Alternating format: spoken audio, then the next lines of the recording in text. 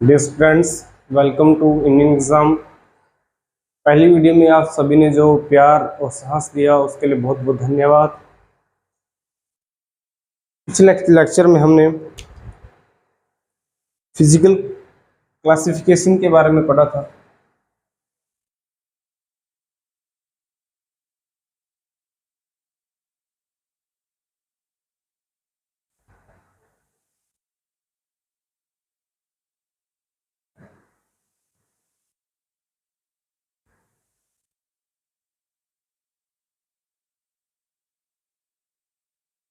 हमने फिजिकल और केमिकल दोनों क्लासिफिकेशन के बारे में पढ़ा था।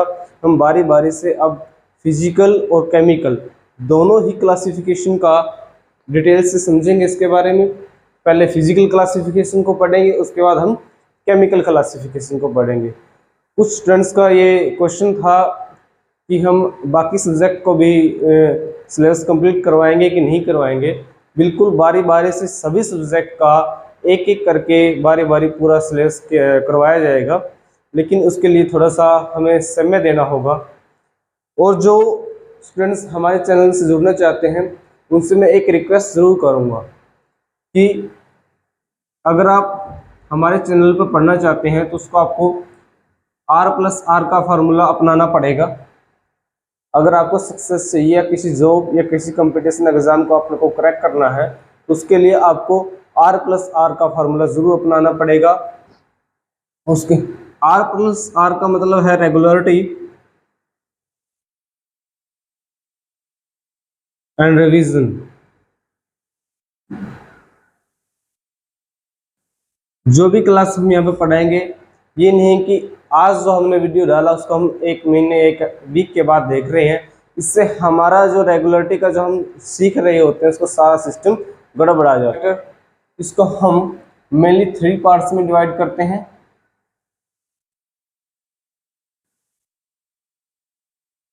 सॉलिड,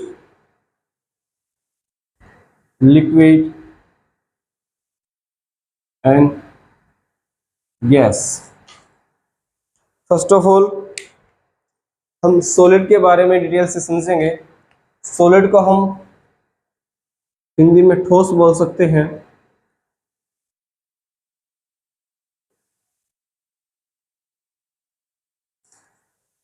एग्जाम्पल के तौर पर हम हमारे आसपास जैसे कि मार्कर है मेरे हाथ में, चेयर है, वॉल कोई भी दीवार है, ब्रिक ईंट है,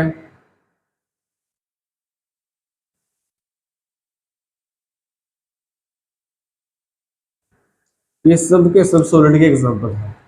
हमें कैसे पता चला कि ये जो मैटर है, ये जो पदार्थ हैं हमारे, ये सॉलिड की क्लास में आते हैं, सॉलिड की श्रेणी में आते हैं। इसके कुछ कैरेक्टरिस्टिक्स होते हैं। सबसे पहला है हमारा सॉलिड हैव डेफिनेट शेप।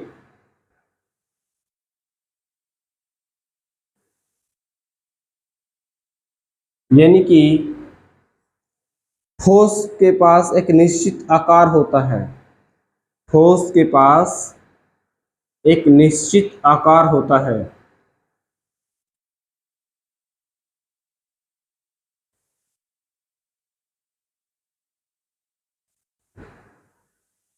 जब तक उसके आकार को किसी बाह्य बल के द्वारा, किसी आउटर फोर्स के द्वारा, जब तक उसके ऊपर कोई बाहर से फोर्स से कोई बल काम नहीं करेगा, तब तक उसकी जो शेप होती है उसमें कोई भी चेंज नहीं आएगा।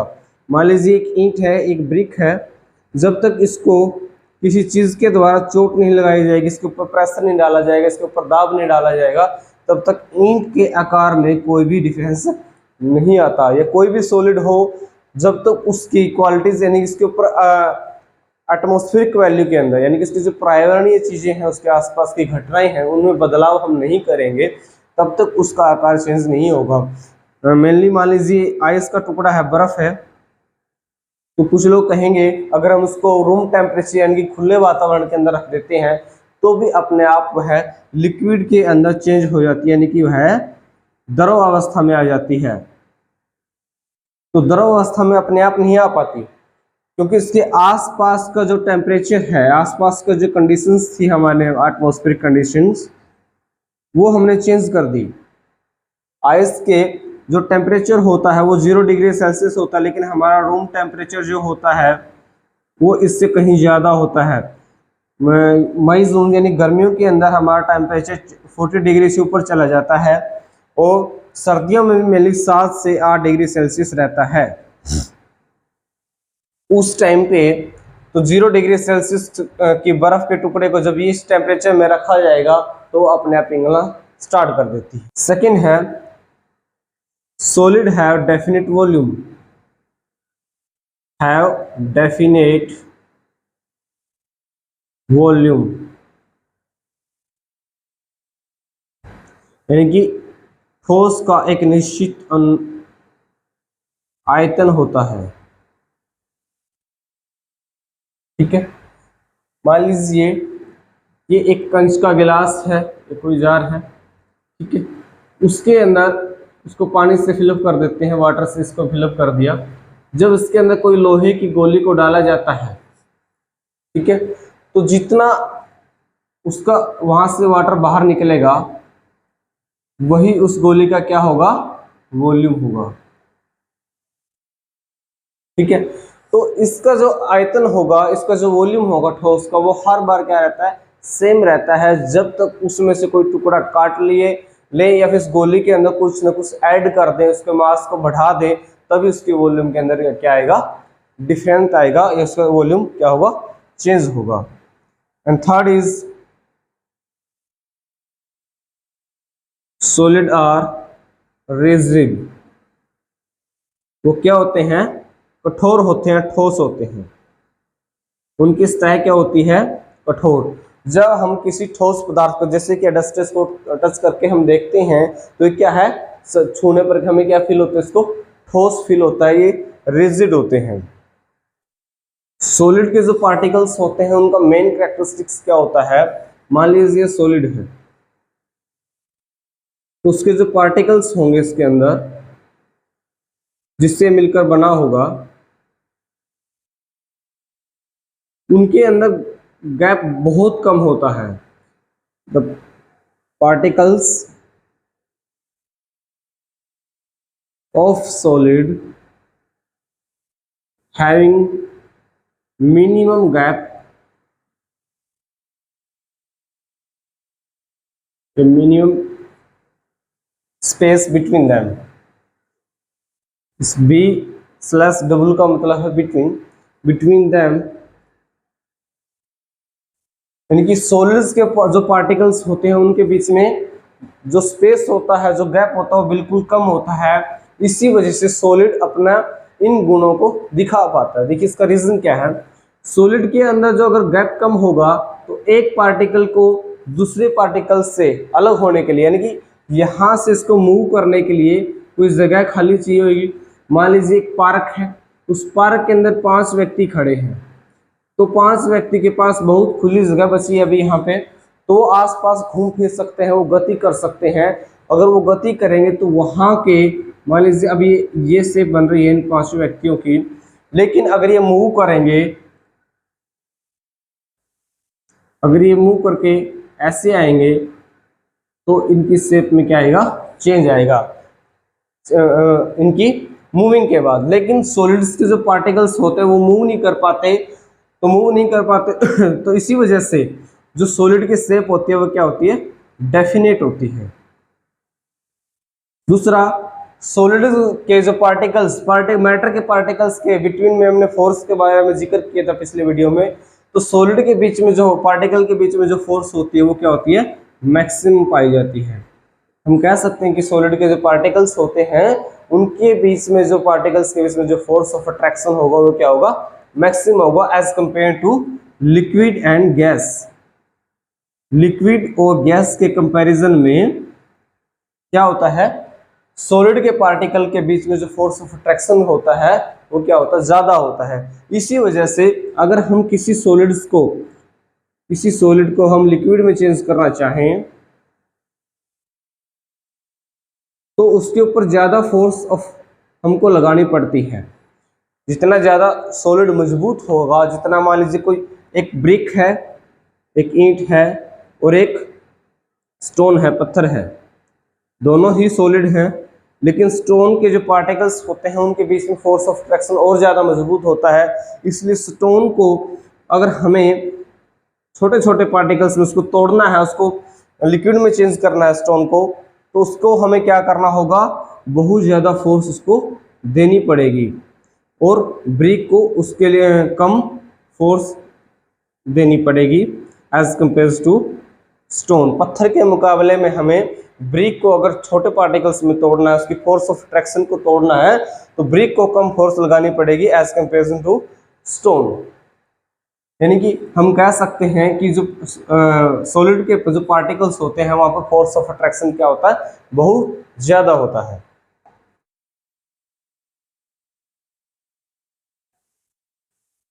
गैस के पार्टिकल्स के यानी गैस के जो कैरेक्टरिस्टिक्स होते हैं वो मेनली होते हैं, they have definite volume.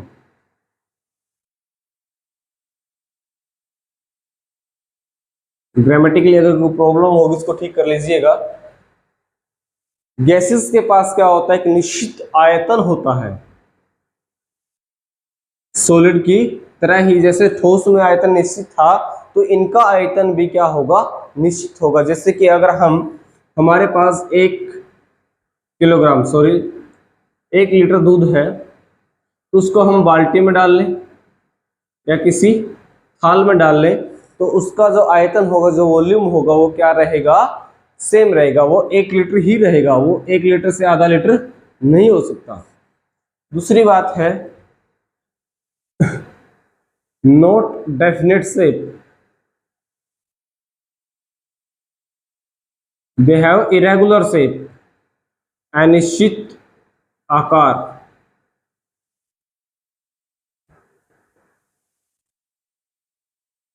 Sorry gas का क्या होता है, हमारे यहाँ पे क्या आएगा, यहाँ पे लिक्विड आएगा, solid, liquid and gas. Liquid का क्या होता है, डेफिनेट वॉल्यूम होता है और उसके बाद क्या होता है, एक डेफिनेट शेप नहीं होती है। उनका एक निश्चित निश्चित वॉल्यूम होता है, एक निश्चित आयतन होता है, लेकिन एक शेप होती है जो वो निश्चित नहीं होती है। उनको जिस भी बर्तन में रखोगे वो उसी का आकार ग्रहण कर लेते हैं। लिक्विड के जो पार्टिकल्स होते हैं उनमें ठोस के मुकाबले में थोड़ा स्पेस क्या होता है, ज्यादा होता है। लिक्विड के पार्टिकल यानी कि द्रव के जो पदार्थ होते हैं वो मूव तो कर सकते हैं लेकिन इतना ज्यादा नहीं, लेकिन ठोस के मुकाबले में वो थोड़ा बहुत मूव कर सकते हैं। इसीलिए वो रिजिड नहीं होते, वो कठोर नहीं होते, वो फ्लूइड होते हैं, वो गाढ़े होते हैं, गाढ़े द्रव होते हैं। वो मूव तो कर सकते हैं, ठीक है, वो मूव कर सकते हैं, लेकिन वो अपने आप, ठीक है, अपने आप उड़कर किसी एनवायरनमेंट को छोड़कर किसी दूसरी जगह पर नहीं जा सकते। वो लगातार बह सकते हैं, फ्लूट कर सकते हैं, फ्लोट कर सकते हैं, तैर सकते हैं, एक जगह से दूसरी जगह तक लगातार तैर सकते हैं, उनको खुला छोड़ दिया जाए, लेकिन वो उड़कर जब इवेपोरेट होकर के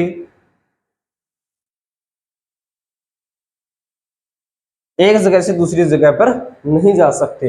यानी कि इनके बीच में फोर्स ऑफ अट्रैक्शन जो होगा वो एज कंपेयर टू सॉलिड वो क्या होगा, कम होगा। वो पहले सॉलिड से क्या होगा, यहाँ पे कम होगा। इसलिए अगर हम सॉलिड लिक्विड को गैस में चेंज करना चाहें तो हमें सॉलिड के मुकाबले कम फोर्स लगानी होगी। यानी कि जब हम सॉलिड को लिक्विड में चेंज कर रहे थे तो वहां ज्यादा फोर्स थी,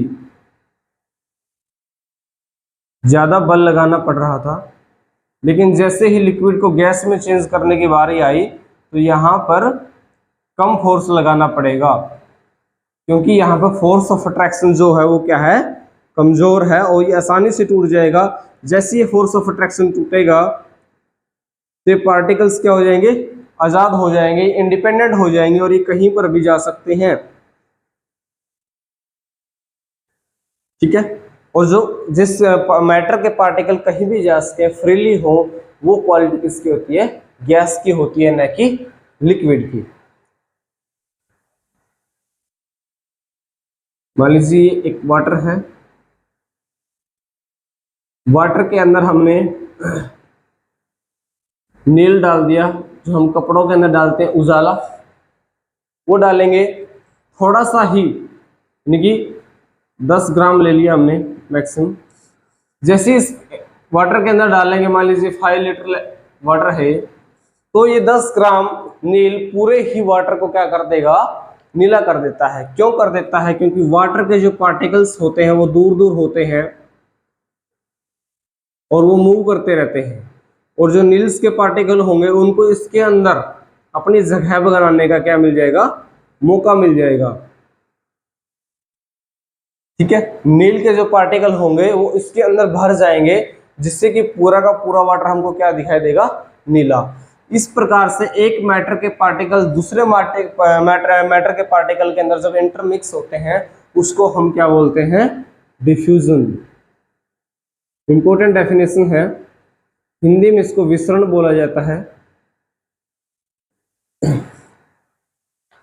जब एक मैटर के पार्टिकल्स के बीच में बहुत ज्यादा गैप है और दूसरा मैटर हो पार्टिकल्स उसके अंदर आकर के मिक्सअप हो जाए, उसके अंदर मिल जाए, डिजोल्व हो जाए, उसके अंदर घुल जाए। जैसे कि हम नींबू पानी बनाते हैं, पानी के अंदर हम क्या लेमन जूस बनाते हैं, जब हम नींबू पानी बनाते हैं तो नींबू के जो पार्टिकल्स होते हैं, लेमन के जो पार्टिकल्स होते हैं, वो क्या कर जाते हैं? इसके अंदर डिजोल्व कर जाते हैं। क्यों? क्योंकि जो वाटर के पार्टिकल्स होते हैं उनके बीच में बहुत ज्यादा गैप होता है, जिस वजह से क्या होता है? वाटर के पार्टिकल और लेमन के पार्टिकल्स आपस में क्या कर जाते हैं? इंटरमिक्स कर जाते हैं, और इसी को हम क्या बोलते हैं? डिफ्यूजन बोला जाता है, विसरण बोला जाता है। Next is gas. No definite volume,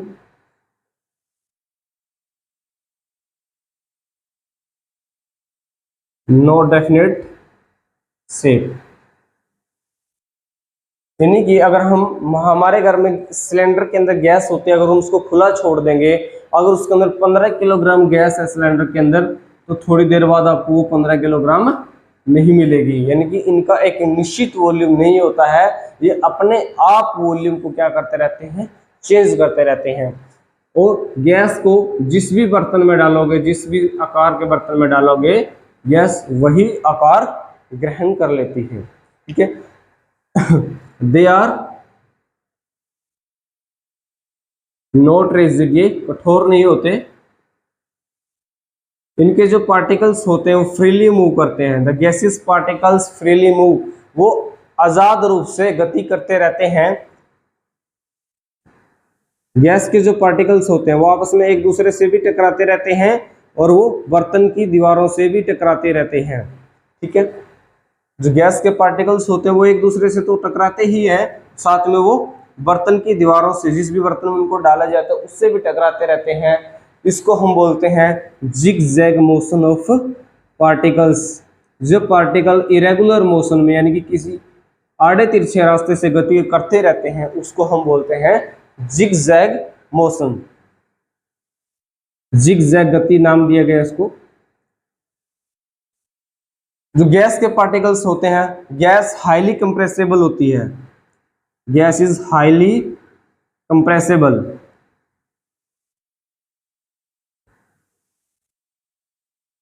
compressible को हिंदी में बोलेंगे दबावनीय, यानी कि जिसको दबाव देकर के बहुत छोटा बनाया जा सके। यानी कि 15 किलोग्राम गैस को भी हम छोटे से बर्तन के अंदर, छोटे से सिलेंडर के अंदर इकट्ठी कर सकते हैं।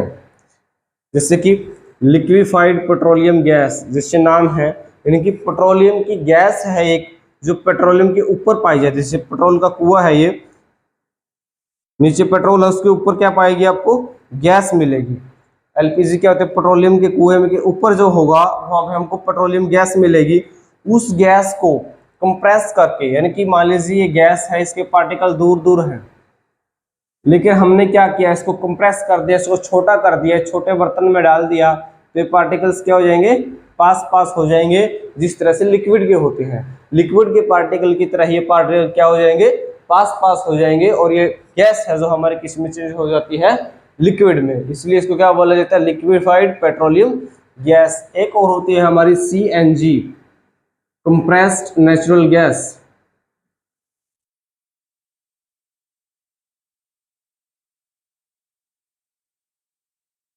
यानी कि दबाव से, प्राकृतिक गैस को दबाव से इकट्ठा किया गया है। नाम से ही पता चल रहा है कि दबाव के द्वारा बनाई गई प्राकृतिक गैस, यानी कि एक ऐसा गैस जिसको दबाव के द्वारा एक बर्तन में इकट्ठा कर दिया गया है, और उसको खुला छोड़ दें, उसके पार्टिकल्स क्या हो जाएंगे, दूर दूर चले जाएंगे, लेकिन उसके पार्टिकल्स को दबाव, एक फोर्स के द्वारा दबाव लगा करके इकट्ठा कर दिया गया है, जिससे वो क्या हो गई, एक बर्तन में इकट्ठा हो गई है। Fourth is plasma. ये एक इंडिपेंडेंट स्टेट नहीं है, इसको साइंटिस्ट ने आगे जाकर के रिसर्च किया है। प्लाज्मा क्या होती है, एक आयन होते हैं, दीज आर गैसियस आयन, ये गैस से बनते हैं।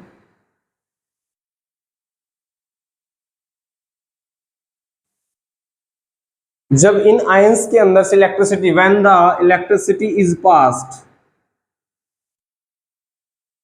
when the electricity is passed through these ions,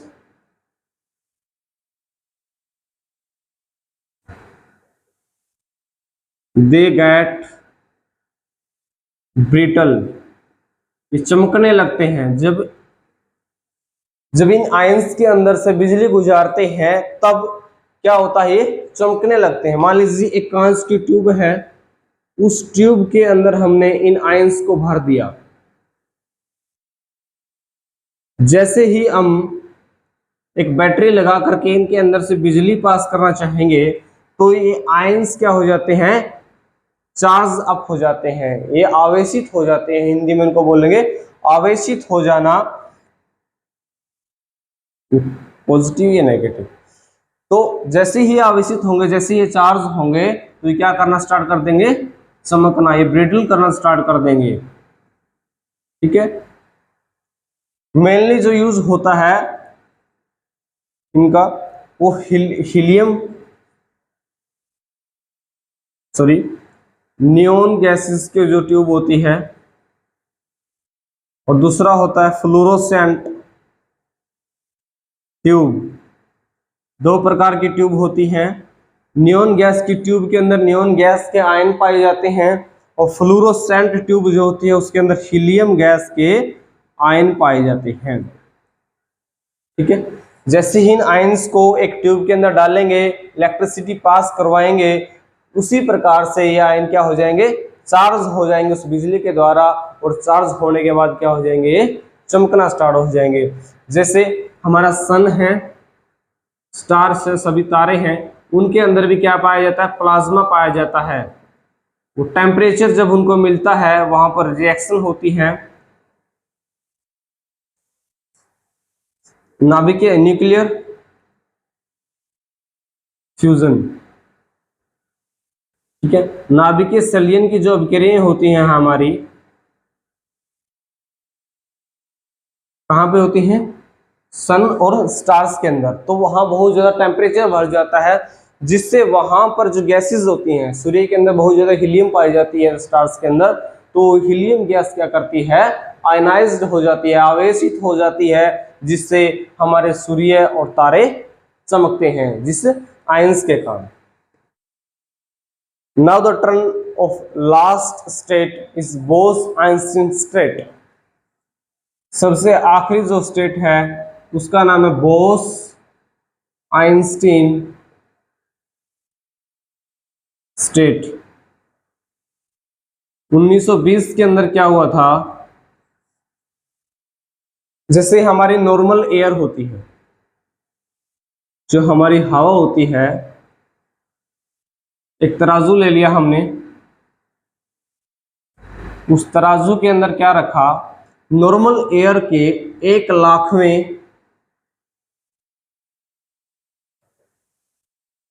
लाखवें हिस्से के घनत्व को रख लिया। यानी कि एक नॉर्मल एयर के 1,00,000वें हिस्से को रख लिया किसी भी गैस के बराबर, एनी एयर, कोई भी गैस,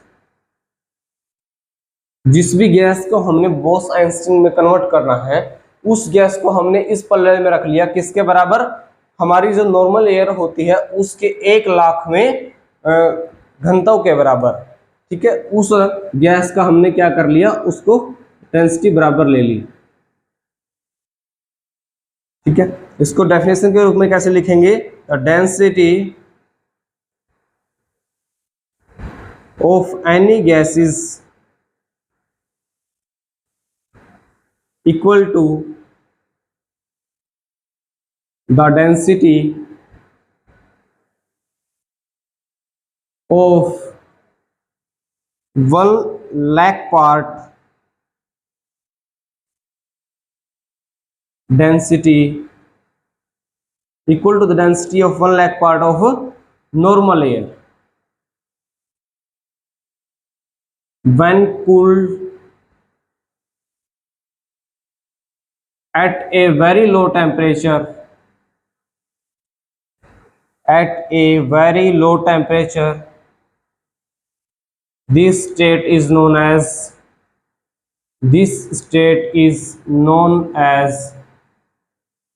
Bose-Einstein state, BES। यानी कि जब हमारी नॉर्मल एयर के 1,00,000वें घनत्व को किसी गैस के घनत्व के बराबर में रखा जाता है और इस गैस को जब बहुत ही ज्यादा ठंडे तापमान पर बहुत ज़्यादा ठंडा किया जाता है और जब ये स्टेट पैदा होती है, जो स्टेट इसकी बनती है, उस स्टेट को बोला गया बोस-आइंस्टीन स्टेट। आशा है कि आप सबको समझ में आया होगा। कोई भी डाउट हो आप कमेंट में पूछ सकते हैं और आगे के जो लेक्चर है वो लगातार जारी रहेंगे। आपको किसी के बारे में भी अनिश्चित होने की जरूरत नहीं है, आप अपनी तैयारी के प्रति निश्चित रहिए। धन्यवाद।